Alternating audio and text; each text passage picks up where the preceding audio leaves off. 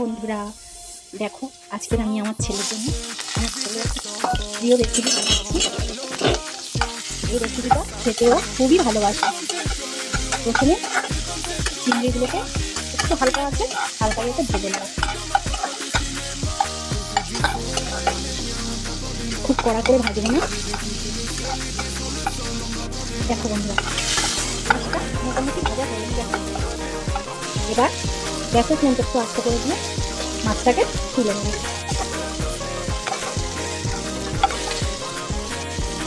একা একা হাতে ফোন ধরে করছি তো একটু কষ্ট হচ্ছে, তার কোনো ব্যাপার না।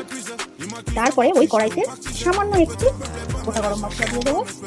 তারপরে দেবো পেঁয়াজ, আদা রসুন এবং টমেটো পেস্ট দিয়ে ভালো করে একটু নাড়াচাড়া করে নেব। এবার গ্যাসের ফ্লেমটা একটু জোরে দিয়ে দেবো।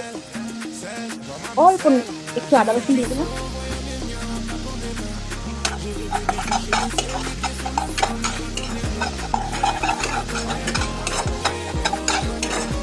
ভালো করে একটু কষিয়ে নিতে হবে। মশলা থেকে যখন তেল ছেড়ে দেবে তারপরে জল দিতে হবে। এবারে একে একে দিয়ে দিচ্ছি সামান্য একটু হলুদ গুঁড়ো,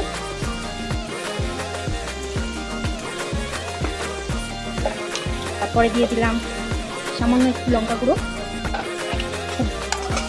যারা ঝাল খেতে পছন্দ করো তারা ঝাল দিতেই পারো আর একটু, তবে আমার ছেলে ঝাল একটু কম খায় তো তাই ওই জন্য একটু ঝাল কমই দিলাম।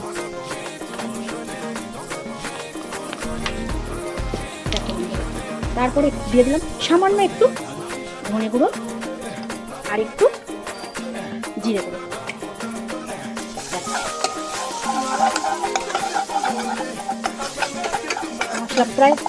মশলা কষানো হয়েই গেছে, দেখতেই পাচ্ছ আমরা কড়াইতে তেল ছেড়ে দিয়েছে। এবারে দিয়ে দেবো, খুব একটা ঝোল বানাবো না, সামান্য একটু জল দিয়ে দেবো যাতে চিংড়ি মাছটা ওই জলেই ভালোভাবে সেদ্ধ হয়ে যায়। খুবই নামে মাত্রে।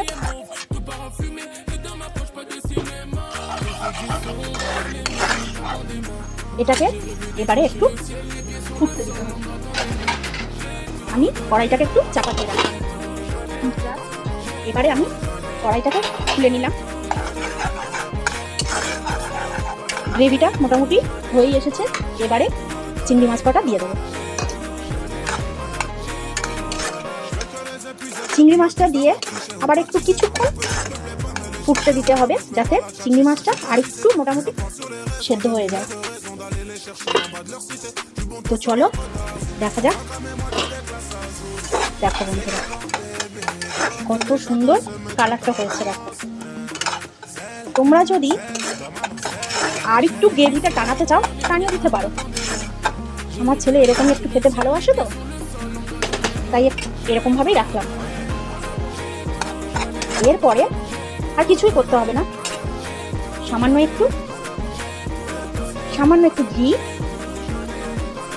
আর একটু গরম মশলা, শাহি গরম মশলা ছড়িয়ে দিয়ে একটু চাপা দিয়ে গ্যাসের ফ্লেমটা বন্ধ করে দিতে হবে যাতে ওই ফ্লেভারটা ভালো গন্ধ স্মেল আসে। আমার রেসিপিটা রেডি। তোমরা কমেন্ট করে জানাও এই রেসিপিটার নাম কি। কেউ চিংড়ি মাছের মালাইকারিও বলে। মালাইকারি করতে গেলে একটু নারকেলের দুধ দিতে হয়, তো আমি তো নারকেলের দুধ দিইনি, এমনিই করলাম। তোমরা কমেন্টে জানাও এটা কি রেসিপি। আর ভালো লাগলে একটা লাইক কমেন্ট শেয়ার করে দিও। চলো টাটা।